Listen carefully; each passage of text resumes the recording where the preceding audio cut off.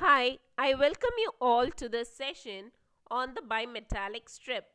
And taking you along on this journey is Dr. Yunus Jerusha, an assistant professor of physics.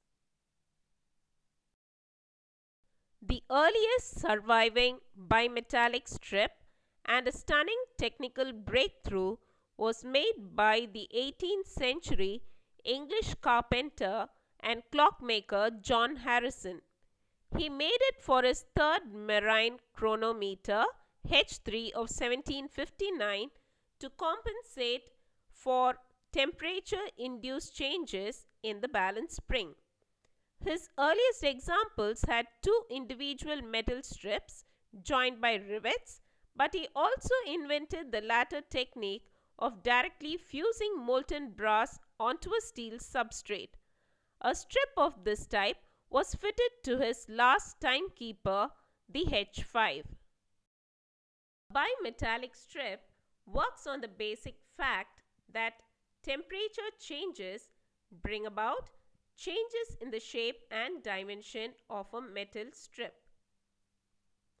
Have a look at this animation.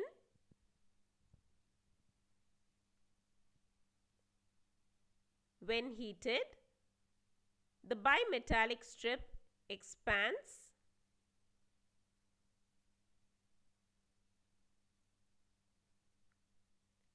while on the removal of heat, it comes back to its original dimensions. It is observed that low temperature brings about contraction of the bimetallic strip and high temperatures brings about the expansion of the bimetallic strip. Therefore, a bimetallic strip can be defined as a temperature sensitive electrical contact used in some thermostats consisting of two bands of different metals joined lengthwise. When heated, the metals expand at different rates, causing the strip to bend.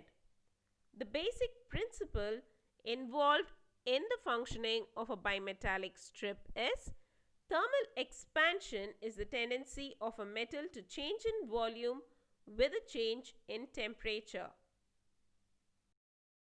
A bimetallic strip is basically two metals bonded together with different expansion coefficients. We consider here two metal strips. One is copper and the other is iron. Copper has a higher coefficient of expansion compared to iron.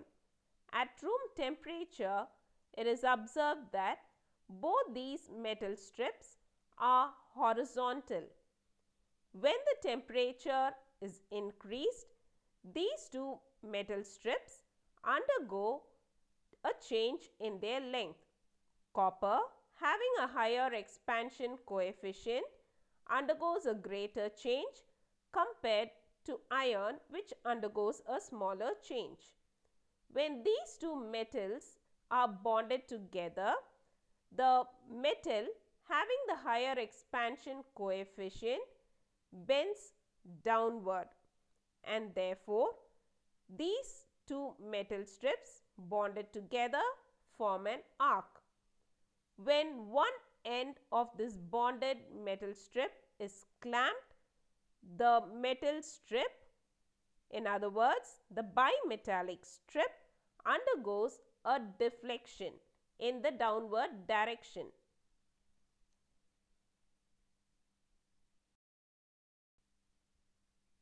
This animation shows us that the bimetallic strip is horizontal at low temperatures and starts bending downward as the temperature is increased.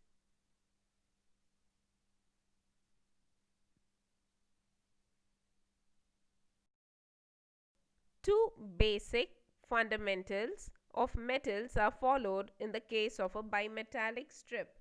They are: one is thermal expansion, where a metal tends to undergo a volumetric dimensional change, that is, either expansion or contraction based on the variation in temperature. Secondly, it is the temperature coefficient. Different metals have different coefficients of temperature. That is, each metal expands or contracts differently at a constant temperature. The rate of thermal expansion depends on this temperature coefficient of the metal.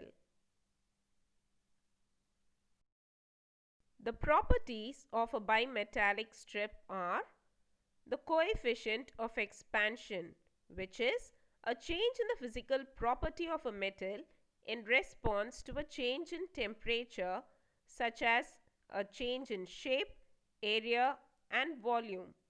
Second, the elastic modulus, which is the ratio of the stress to strain in an elastic deformation region. Third, the elastic limit on cooling, which is the standard limit at which the metal gets back to its normal state on cooling. This property varies from metal to metal. Fourth, the electrical conductivity, which is the amount of heat passing through the metal. Next is ductility, and last of all, we have metallurgical ability.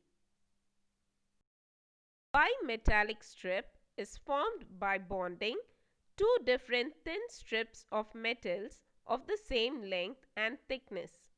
Usually steel, which has a lower expansion coefficient, is combined with brass or copper. Brass and copper have higher expansion coefficients. One end of these metals is fixed by welding them and the other end is left free. When applying heat to these metals, they will start to change their physical state. That is, they undergo a deformation either by expanding or by contracting.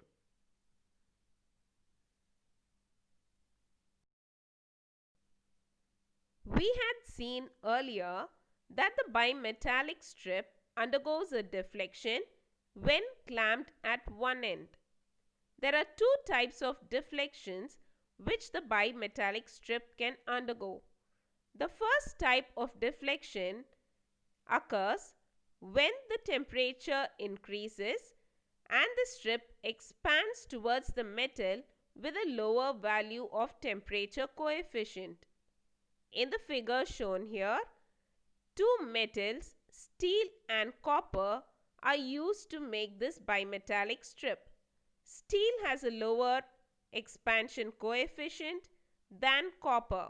Therefore, on heating, copper bends towards steel and therefore there is an upward bending of the bimetallic strip.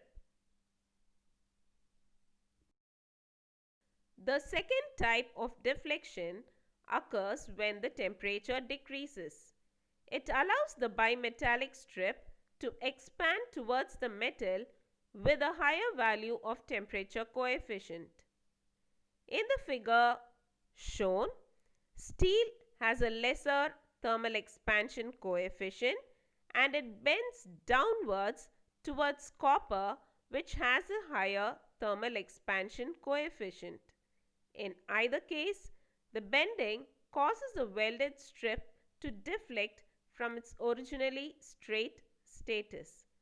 Notice that the deflection of the welded strip changes the movement of the heated metal molecules into a mechanical movement. When this mechanical movement is linked to a dial, the temperature indication is expressed in terms that a human being can understand.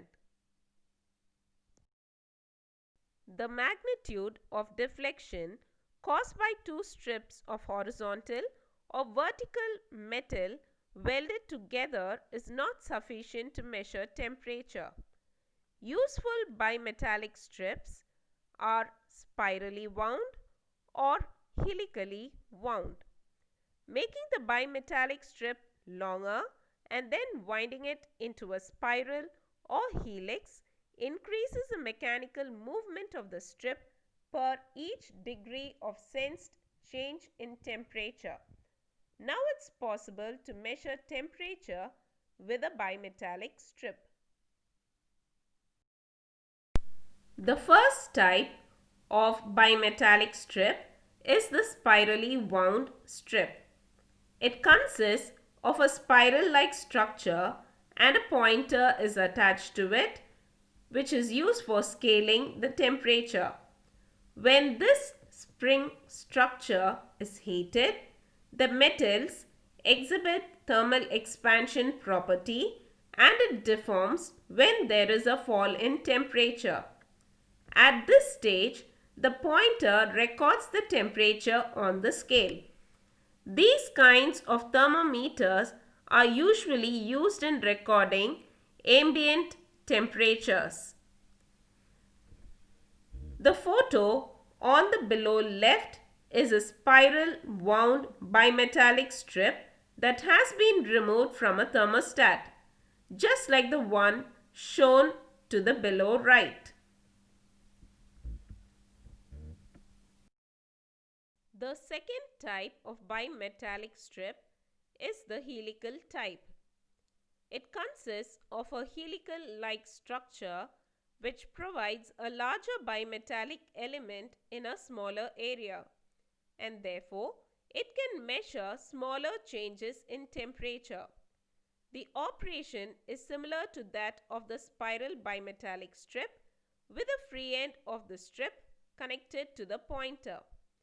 Whenever the strip is heated, it experiences thermal expansion property and contracts on cooling.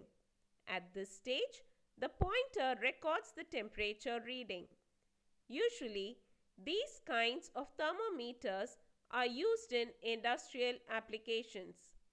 Winding the bimetallic strip into a helical structure increases the sensitivity of the instrument sufficiently to use the technology for local process steam temperature measurement. It is a low-cost instrument but has the disadvantages of relative inaccuracy and a relatively slow response time.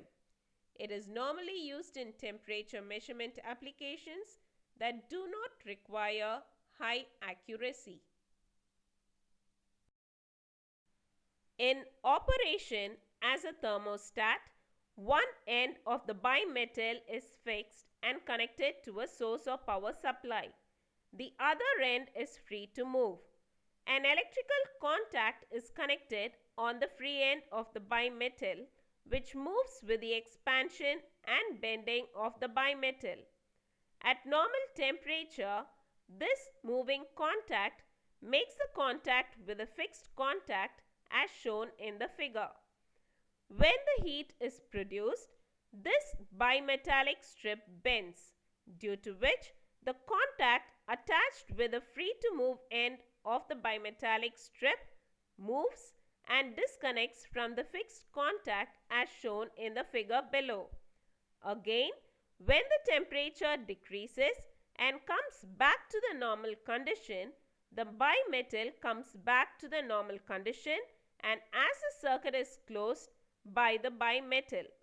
By adjusting the size of the gap between the strip and the contact, the temperature can be adjusted or set. A bimetallic strip is connected as shown in the figure for the case of a water heater. It remains straight at room temperature and a knob is attached to the strip, helps to close or open the circuit. When the current is allowed to flow through the heater coil, it is heated. In turn, the strip is also heated. Hence, the strip expands as shown in the figure. The knob gets detached from the circuit. It throws the circuit to the off state. When the water starts to cool, the temperature of the strip decreases and hence it contracts. This makes the knob in the contact with the circuit, which is now in the on state. This process continues and hence the bimetallic strip acts as a temperature controller in a water heater. A picture of the bimetallic element in a water heater thermostat is shown here. Some of the advantages of a bimetallic strip are: it requires no external power source, it is simple in usage and robust, it is inexpensive, it can be used up to a high temperature of 500 degrees Celsius, and it has an accuracy between plus or minus 2 to 5%. Some of the disadvantages of using a bimetallic strip are: it is limited to applications where manual reading is acceptable. Example, as in the case of a household thermometer. There will be a change in the quality of the metal on regular usage, which may lead to an error while measuring. At low temperature, the sensitivity and accuracy are not up to the mark. Therefore, it is not suitable for very low temperatures because the expansion of metals tends to be too small. Therefore, the device becomes a rather insensitive thermometer. There are many applications where the bimetallic strip is used, some of which are listed here. They are used in clocks, as a thermistor in alarms, in grills, in iron boxes, in heat engines, heaters, and in circuit breakers. To summarize, we have seen what is meant by a bimetallic strip, the working principle of the bimetallic strip, the types of deflection it undergoes, the various types of bimetallic strip present, an application of the bimetallic strip, the various advantages and disadvantages, and many more applications. Thank you for your patient listening.